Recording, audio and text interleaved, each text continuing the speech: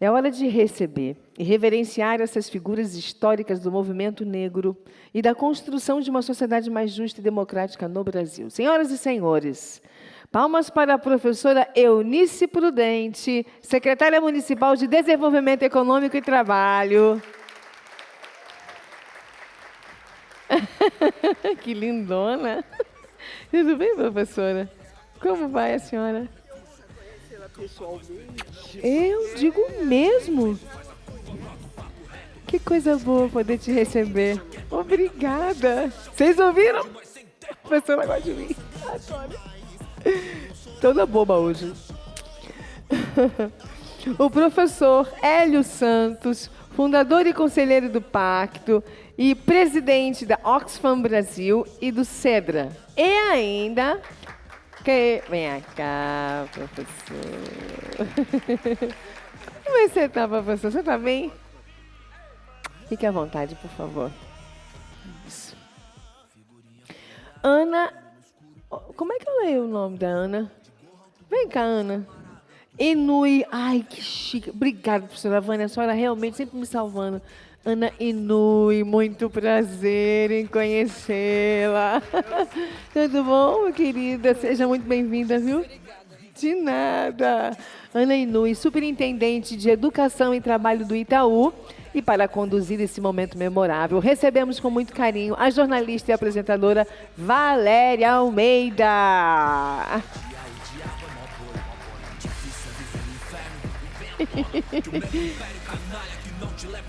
Oh, bem-vinda, bem-vinda, bem-vinda. Fique à vontade. A casa é de vocês. Fiquem à vontade. Esse papo é sobre sociedade brasileira, divergências e oportunidades. Por favor, Valéria, conduza minha amiga. Obrigada. Boa noite, gente. Que honra, que prazer estar aqui.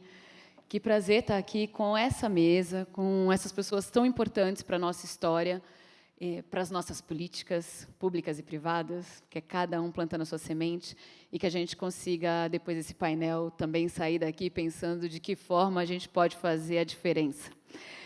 Para começar a nossa conversa, eu vou começar, né, com aquela reflexão bem básica, porque a gente tem uma história de um povo, falando do povo negro, que hoje é 56% da população. A gente tem uma história de uma libertação sem uma política de inclusão, sem uma política que eu considero intencionalmente não feita para que a gente morresse no caminho. E aí a gente tem uma dificuldade de aplicação ou de, até hoje, né, ver os resultados das políticas públicas que já foram criadas. Onde está o gargalo para que hoje, ainda hoje, a gente tenha tanta dificuldade de ver as políticas públicas serem realizadas para que a gente tenha uma vida realmente digna e de qualidade? Professora, a senhora quer começar? Eu faço assim, Minha né? nossa. Então, boa tarde a todas as pessoas. Eu também quero agradecer a confiabilidade e a oportunidade. Eu já cochichava ali com a Filardes da minha emoção de conhecê-la pessoalmente, porque, como todos, né, já admirávamos a Isabel Filardes.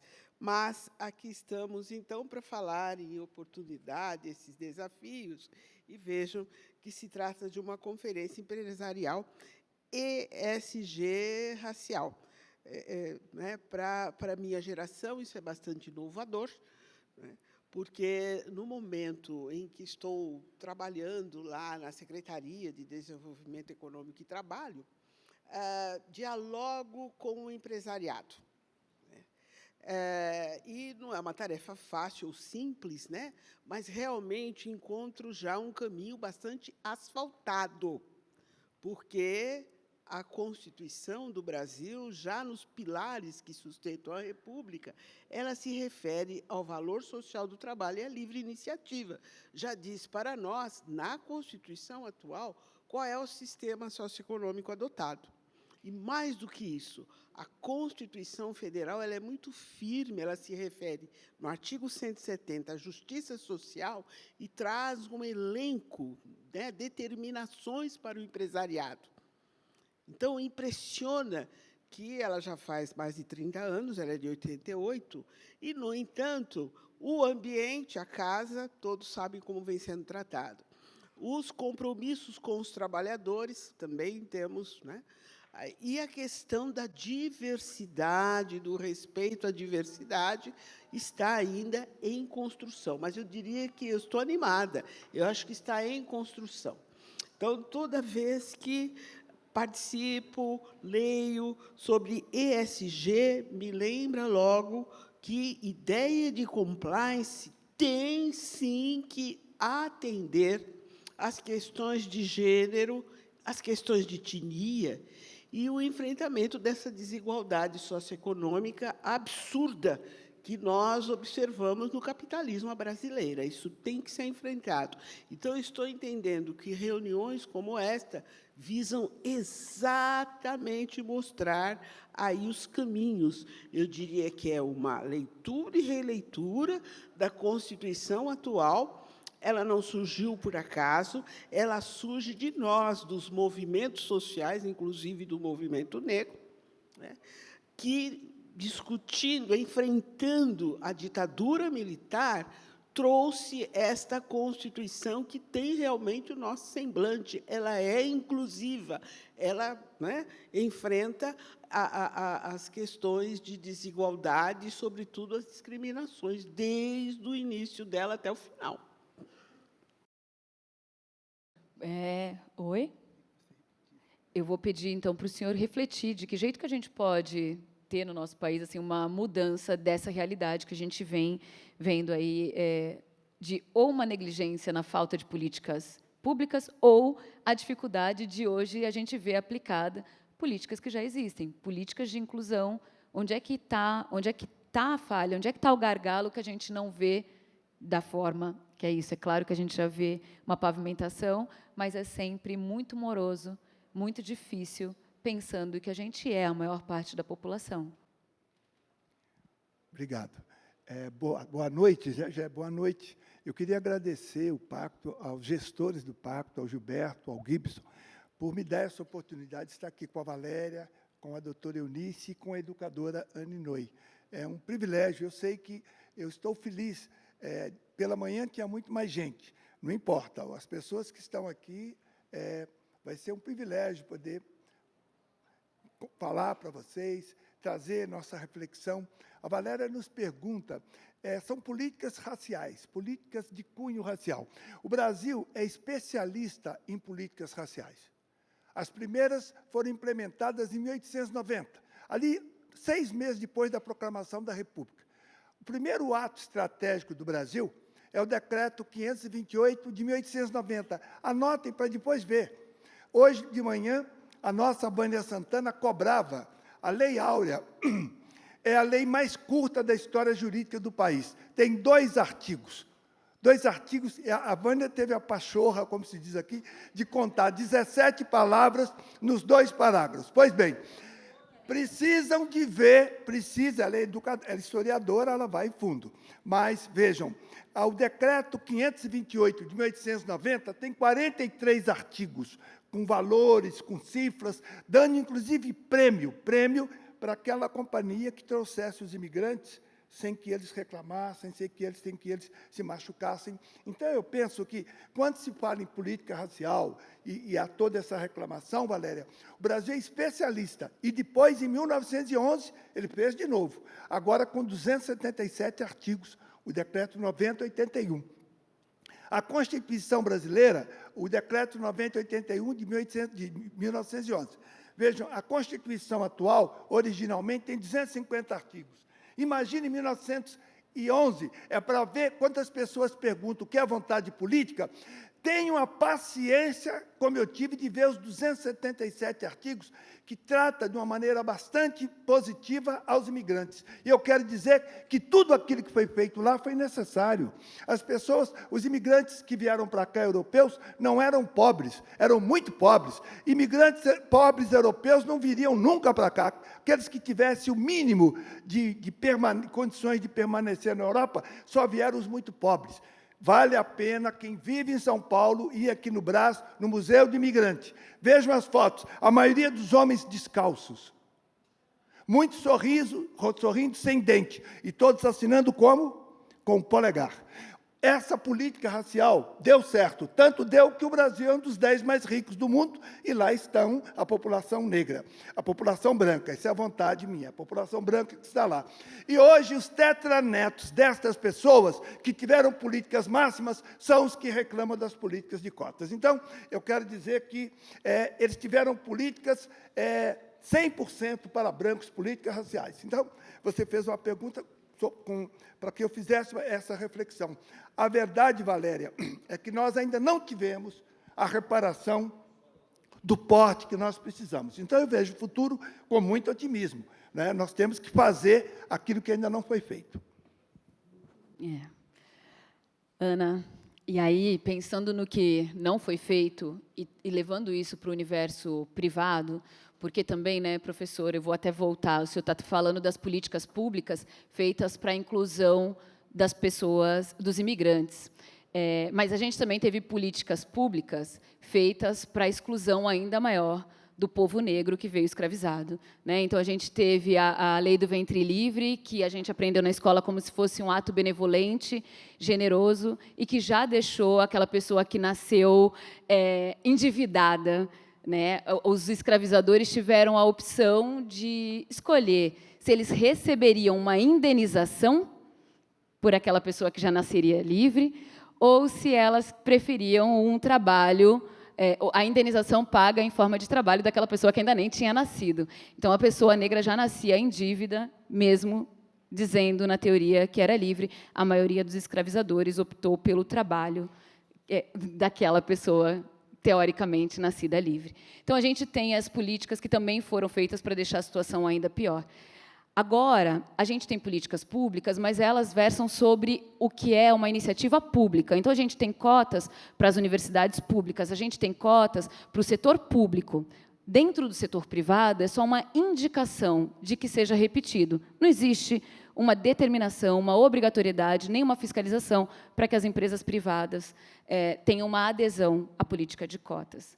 E aí, Ana, como é que faz, como é que a gente muda, o que pode ser feito, ou o que deveria ser feito dentro do setor privado e também do educacional? Muito obrigada, Valéria. Eu queria agradecer o Gilberto Gibson também. Eu estou muito honrada de estar aqui. Eu fiquei nervosa para entrar do lado de vocês todos aqui, porque eu falei, gente... Então, eu acho, a primeira coisa é a gente pensar que o desafio é enorme, né? Nós estamos... a questão do racismo é muito grande, muito grave, muito inconsciente. A gente não tem uma consciência coletiva para isso. A segunda coisa é que a gente vai mexer com um sistema de privilégios que está posta e que foi naturalizada por muito tempo. Então, não é trivial fazer essa mudança. Então, eu acho que uma iniciativa como a do Pacto, ela é fundamental, essencial, e aí eu reconheço e sempre falo isso para o Gilberto e para o Gibson, o tamanho da paciência que precisa ter para fazer um movimento realmente significativo com isso. O que eu acho que acaba acontecendo num sistema como este nosso, né, é que, pela legislação, realmente você interfere nas políticas públicas, e eu acho que a questão das cotas, em 2012, quando o Supremo Tribunal deu a constitucionalidade das cotas, eu acho que foi extremamente importante ter sido por unanimidade. Traz a consciência que existia neste nível do poder, né, para a relevância daquilo, até por um processo que estava rolando, enfim, que estava pondo em xeque se aquilo era correto ou não, né? Então, acho que o resultado que a gente vê e a forma como hoje as empresas estão se movimentando vem muito em função de toda a movimentação do movimento negro e de uma consciência que foi provocada. Então, assim, não foi porque a gente acorda um dia e fala, nossa, eu tomei consciência disso. É porque a gente vive numa sociedade, a gente está buscando... a questão da justiça, ela está posta na nossa Constituição. Então, é nosso dever de todos, não é um dever da população negra, é um dever de todo mundo brigar por justiça.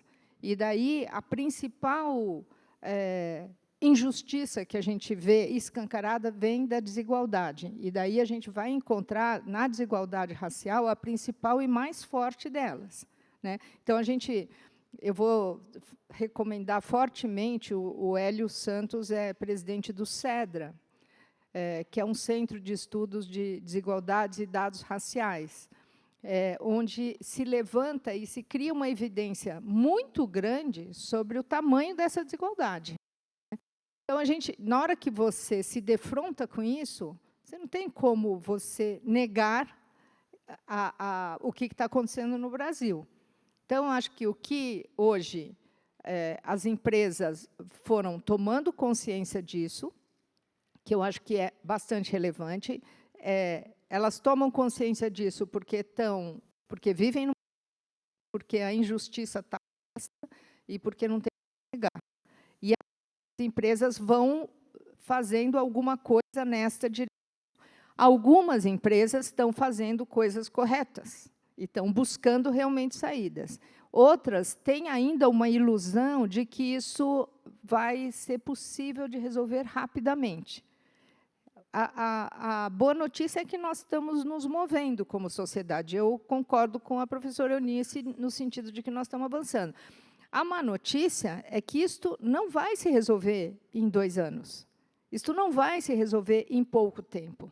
Isto está instalado de uma tal forma que precisa ter bastante tempo e bastante ação para realmente a equidade racial ser uma realidade. Então, a gente tem que buscar isso. E o desafio é grande. O que eu acho é que é importante a gente ter eventos como esse para que este assunto seja posto no centro do debate.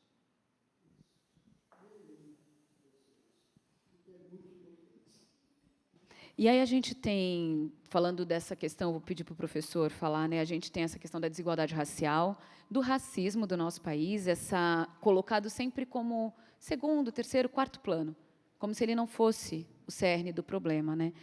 E eu queria que o senhor falasse assim, o quanto a gente perde como nação não encarando o racismo como um problema, que é o meio, o que a gente vai vendo no entorno é a consequência. Não é o racismo que está na borda, né? É ele que está no meio. O que a gente perde com isso, professor?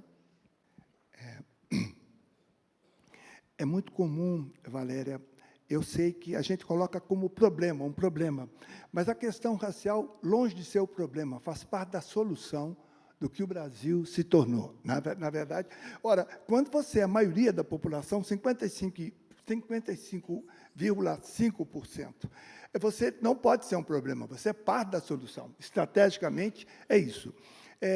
A desigualdade, Valéria, está para o Brasil, assim como o gelo está para o Alasca. Você tem em todo lugar e tem em todo tipo. Então, de todas as desigualdades, se a gente pudesse hierarquizar, a desigualdade matriz é precisamente a desigualdade racial. Nós temos que calibrar nossos sonhos. O movimento social negro fez muito, mas hoje eu vejo que nós temos que calibrar, quer dizer, potencializar esses sonhos. Muita coisa foi feita. Uma coisa que precisa ser feita, Valéria, é a gestão das políticas que nós já temos. Essa gestão não acontece. Tem que haver um refino dessa gestão. Hoje, a Ana falava aqui do mundo corporativo. Ontem, exatamente ontem, eu estive falando com a alta direção da Petrobras. Está no planejamento estratégico da empresa a questão da equidade racial. Né? Então, a Petrobras é a maior empresa do Brasil. Eu disse, olha, vocês têm que ser benchmarking, ou seja, um modelo para o Brasil.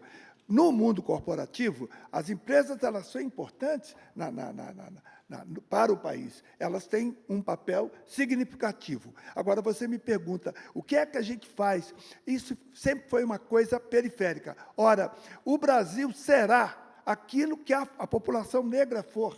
Então, nós não tivemos subdesenvolvimento. Nós temos não desenvolvimento. Não é, e tem que ter desenvolvimento com sustentabilidade moral.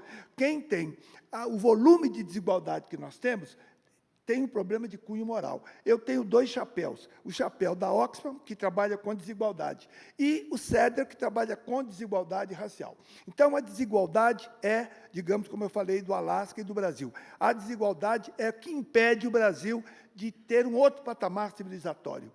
E a desigualdade aqui tem cor e tem sexo. Então, estrategicamente, nenhum partido, anote, alguém pode falar, e o meu, o seu também. Nenhum partido coloca a questão racial no patamar do tamanho que é. Ninguém. Então, nós temos no Brasil uma coisa fantástica.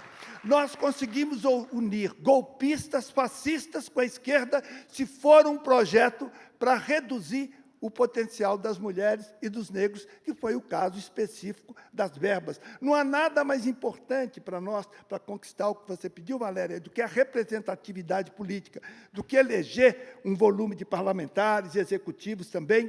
E essa área foi, assim, combalida pesadamente. Então, nós estamos por nossa conta. Então, ter essa consciência também é importante. Temos aliados, os aliados são importantes, temos aliados brancos, sim, isso é fundamental, mas nós estamos por nossa conta e risco. Eu penso que calibrar os nossos sonhos, ou seja, tem havido uma modéstia. Nós avançamos, temos algumas políticas, não fazemos a gestão dessas políticas, porque muita coisa se perde, e, consequentemente, são 2 coisas diferentes. Acelerar e preservar e gerir o que nós já temos. Eu penso que eu não posso deixar de ser otimista, porque o Brasil será aquilo que a população negra for.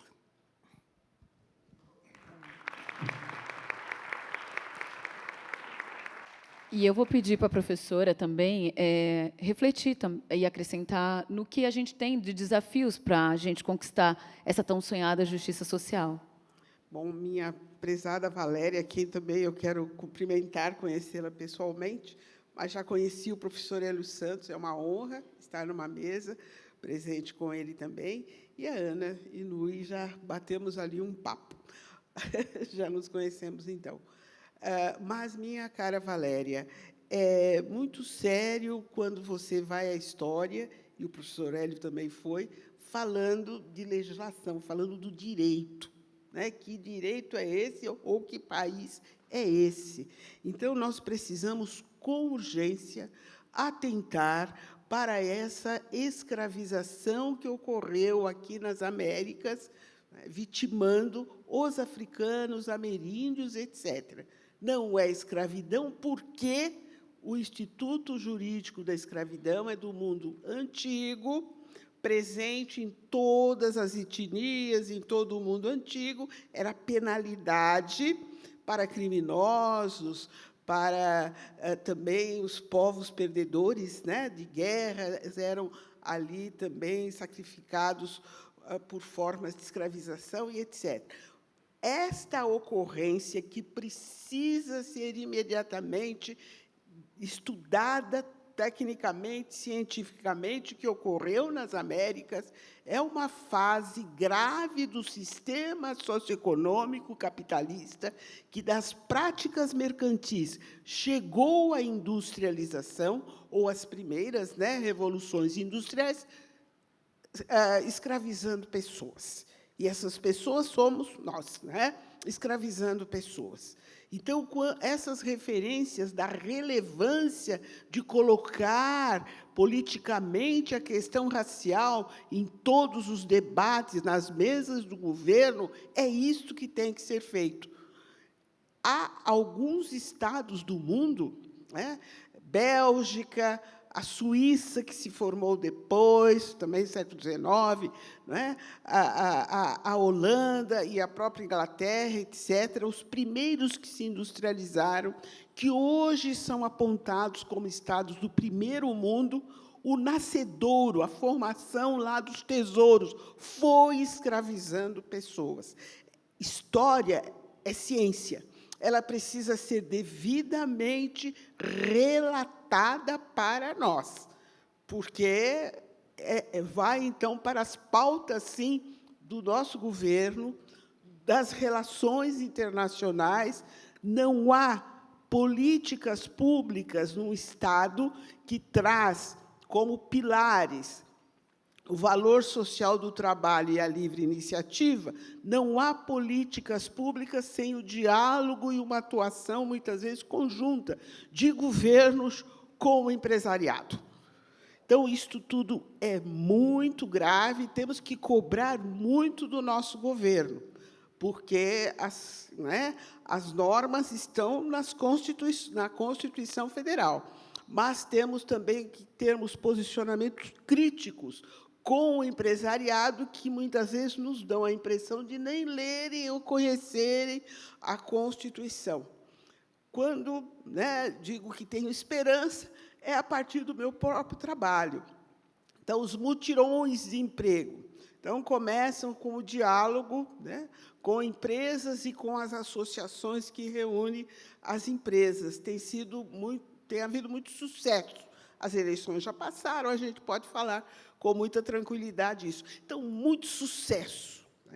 Então, já houve o Mais Mulheres, o Mais 50. Hoje, está iniciando o mutirão de vagas para as pessoas com deficiência. Mas tivemos, há 2 semanas atrás, o mutirão de vaga Consciência Negra. E as empresas chegaram junto, as empresas chegaram firmes. Então, houve vagas, vejo luz no fim do túnel, sim, mas posicionamentos científicos, sérios, como o do professor Hélio Santos. Já ouvi também o Frei Davi e outras lideranças falando muito firme com o empresariado brasileiro. É necessário, isso se faz, e faz parte até do que está constitucionalizado, mas a história precisa ser devidamente relatada.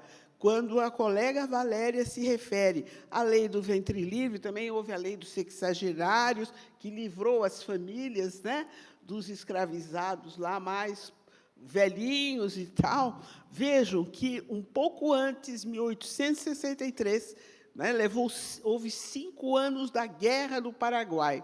Como foram formados os batalhões dos voluntários da pátria?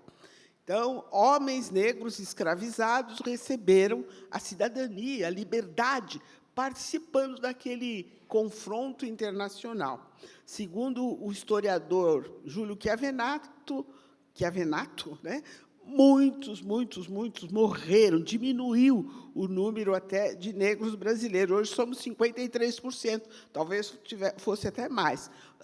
Os homens negros morreram naquela guerra, mas ali acabou, nos tempos de 1863, a escravização no Brasil. Não houve mais condições, depois que se colocou uma arma na mão do escravizado, não houve mais possibilidade de prosseguir com aquilo. Aí vieram as enganações. Lei do ventre livre, lei do sexagenário, corre daqui, corre de lá, para não enfrentar uma libertação, porque não houve mais. As insurreições foram diretas. Os sobreviventes dos batalhões dos voluntários da pátria não devolveram suas armas ao exército brasileiro. E aí nós temos a realidade, que é o fim da escravização, porque aquelas inconfidências históricas do Brasil, que tinham como herói os moços liberais, que iam estudar na Europa, etc., eles eram de famílias escravizadoras e nunca teriam coragem de desenvolver uma insurreição armada, porque teria que colocar a arma na mão de um negro. Nós sempre fomos a maioria por aqui. Então, elas não aconteceram. A libertação só vem porque aí o próprio governo armou negros e, em troca, seriam pessoas livres, obviamente, mas ali também acabou a escravização. Não houve mais como continuar. Essa história do Brasil faz parte da história, que é uma ciência, e a verdade precisa ser relatada. O próprio sistema socioeconômico adotado precisa ser devidamente analisado, principalmente naquelas primeiras revoluções industriais, com tempos da escravização, porque o Brasil foi escravizando. Então, nós temos fotografia, a técnica avançou, a fotografia surgiu e nós temos foto de crianças escravizadas, algemadas, não é? Pessoas escravizadas, com fotografia. Não é alguém que pintou e não é tese, é a realidade da foto, porque o Brasil... Então, agora é hora do chacoalho, vamos mudar. E aí eu vou pegar esse gancho para perguntar, professor, a gente está aí falando sobre as políticas, as dificuldades, a gente tem ainda uma grande resistência às políticas de inclusão, tantos anos de cotas, a gente está aí, por exemplo, agora, o Conselho Federal de Medicina pedindo para retirar cotas de residentes. Quando as empresas, muitas vezes, tomam a iniciativa, as empresas privadas tomam as iniciativas de contratarem negros, a gente ainda tem um retrato, que é a contratação com salários muito abaixo. A gente tem recortes e dados que são públicos de grandes instituições, mostrando que uma mulher branca ganha 65% do salário de um homem branco e uma mulher negra ganha 36% do salário deste homem branco. E a gente está falando de profissionais ocupando os mesmos cargos, com o mesmo nível de escolaridade, e ainda essas pesquisas, gente, dividem lá quem estudou em escola pública de escola privada para não ter desculpa de falar, mas é porque ele é da instituição tal, o outro é da Y. Então, a gente tem uma resistência a essas políticas e a gente tem uma contratação que continua discriminando. O que o senhor acha que a gente ainda precisa fazer como país para explicar que isso não é uma imposição, isso, se a gente tiver realmente o povo negro ocupando os bons cargos, tendo bons salários, que isso vai ser positivo para um país inteiro? Valéria, no que diz respeito às empresas, eu sempre, quando falo de empresa, eu penso no Pacto pela Equidade Racial. O pacto é um jogo de ganha-ganha, é uma estratégia inteligente que não só flexibiliza o acesso de negras e negros nas empresas, como também investe, né, propõe investimentos em determinadas áreas. Então, o pacto é uma boa iniciativa que precisa crescer. Eu confesso que, a princípio, eu fui otimista. Eu achei que aqui, depois desse tempo, que o pacto já tivesse atingido um número maior de empresas. Então, em relação a salário, repare que é de 2013 uma lei em que pede a equiparação de salário de homem e mulher, ocupando as mesmas tarefas. Ou seja, esse é um país em que o beabá do beabá, dentro do capitalismo, quer remunerar igualmente pessoas que exercem as mesmas funções. E não acontece assim. Quando você fala da resistência, é importante, Valéria, dizer, o Brasil é especialista em políticas para mitigar a pobreza. Nós temos grandes políticas.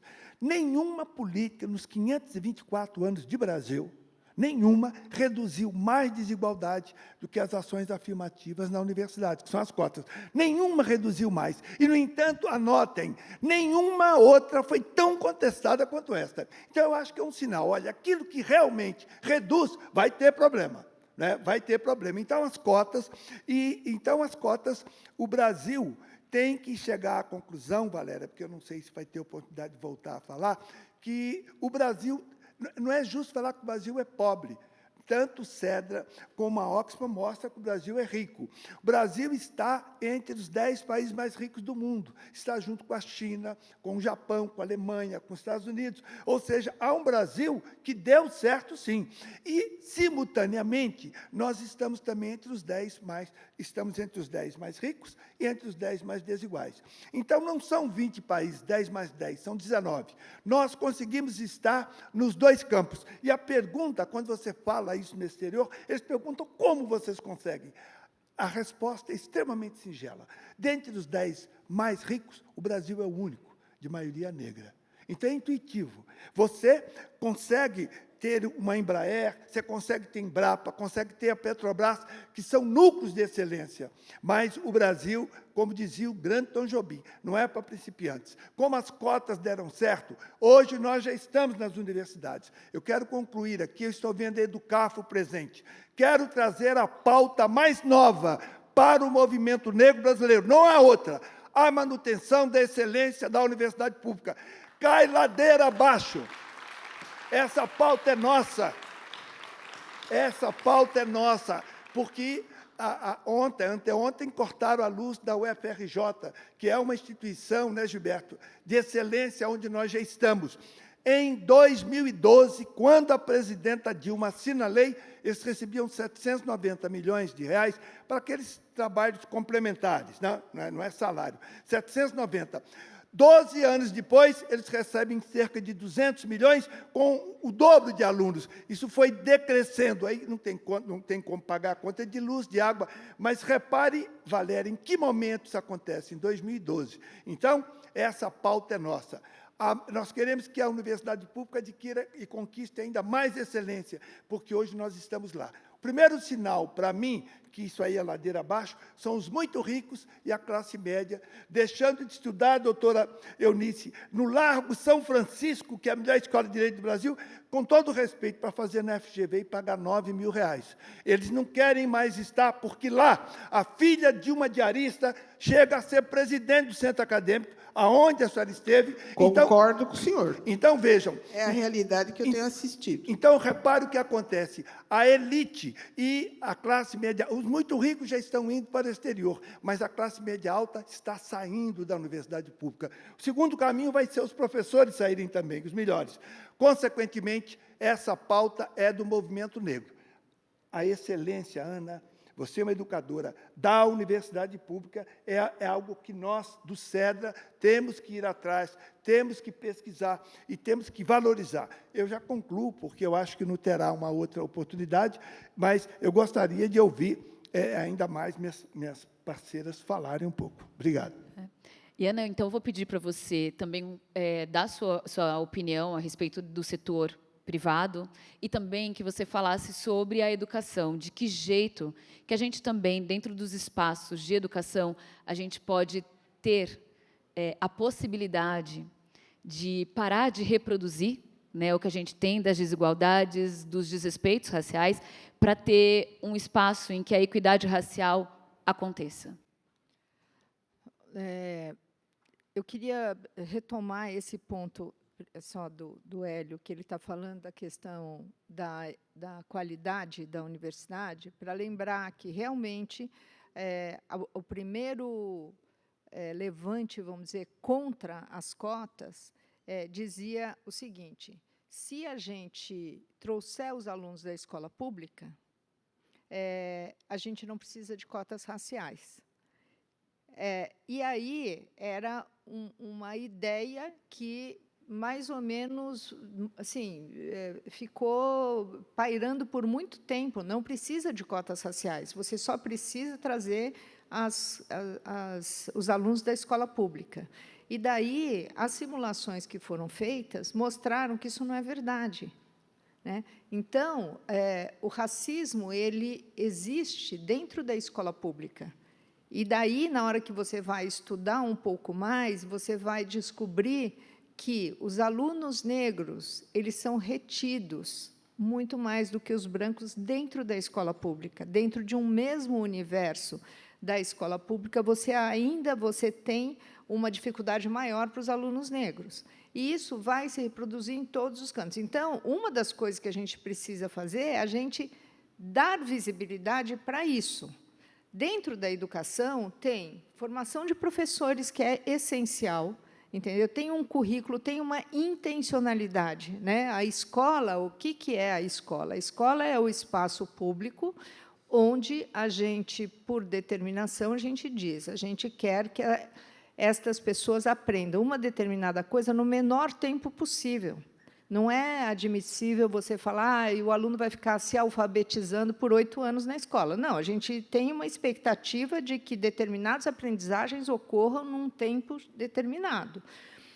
A gente precisa estudar isso e trazer, então, como que a gente vai ensinar e alfabetizar os alunos. A mesma coisa a gente tem que fazer com a questão racial e com questões sociais que são bastante relevantes.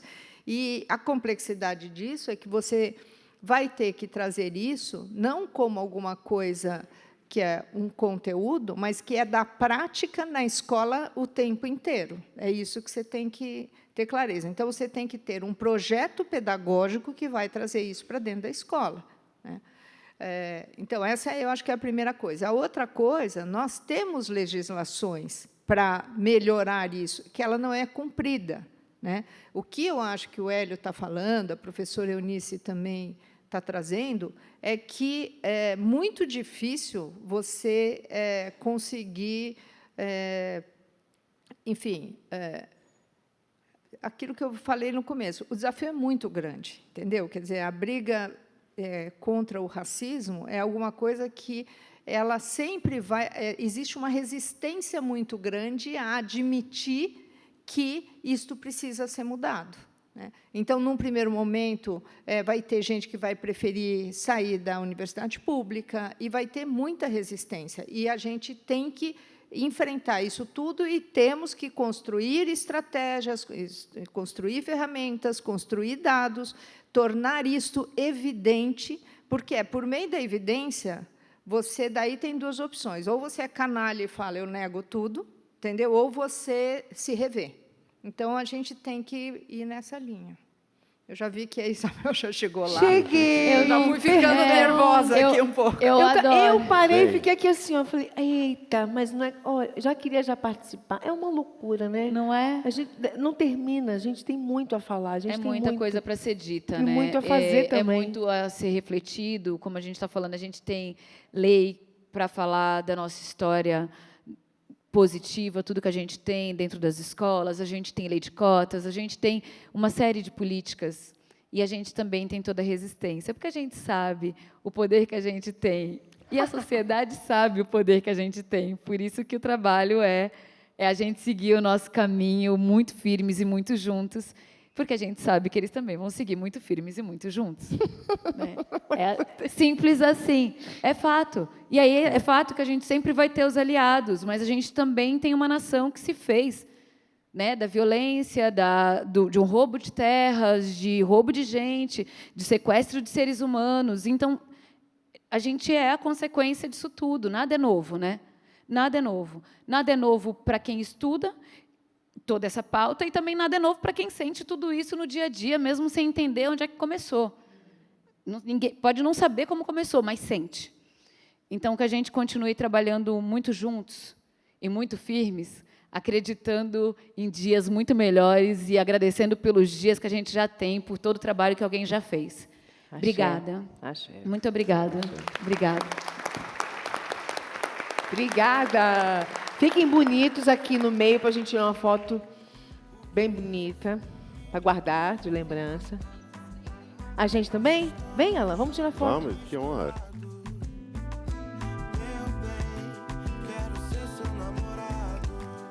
Posso? Encontrar o seu amor.